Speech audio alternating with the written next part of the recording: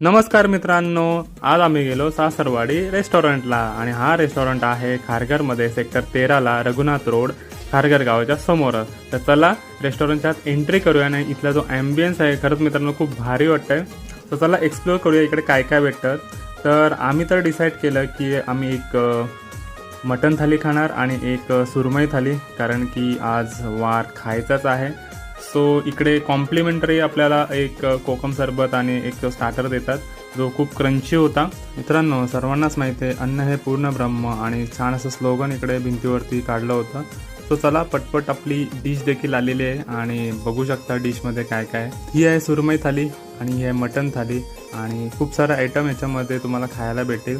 So चला explore करूया ही थाली. आणि खूप टेस्टी होती. सुरमई वगैरे एकदम पद्धतशीर शिजलेली होती आणि त्याच्यासोबत आपल्याला रस्सा, कोलंबीचा रस्सा वगैरे भेटतो आणि हा जो वडा होता खूप भारी होता.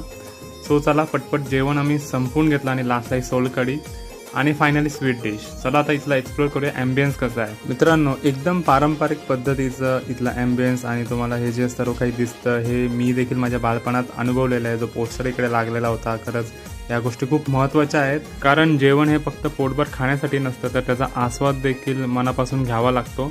तर मग चला मित्रांनो बघूया हा सासरवाडी रेस्टॉरंट कसा आहे. आम्ही गेलो पहिल्या माल्यावरती, कारण की यांचा जो किचन आहे तो पहिल्या माल्यावरती आहे आणि बाजूला बसण्याची देखील व्यवस्था आहे. सो बघू शकता छान असं आर्ट इथे दाखवण्याचा प्रयत्न केलेला आहे आणि हे बघून खूप वेगळंच काहीतरी फील होत आहे. सो खूप भारी वाटतंय. आणि यांचे टेबल जे बघाल मित्रांनो इथले टेबल किती युनिक आहे तुम्ही बघू शकता आणि खूप ऑथेंटिक प्रकारची आपली भांडी. सो तुम्ही देखील कधी खारघरमध्ये येत आहेत आणि तुम्हाला देखील जोराची भूक लागलेली असेल तर ह्या रेस्टॉरंटला नक्की व्हिजिट करा. लोकेशन मी डिस्क्रिप्शन बॉक्समध्ये देणार आहे. सो जाऊन तिकडे व्हिजिट करा. मित्रांनो, तुम्ही देखील अस्सल खवय्ये असाल आणि तुम्हाला नॉनव्हेज खूप आवर्जून खावंसं वाटत असेल तर या हॉटेलमधलं नॉनव्हेज नक्की ट्राय करा.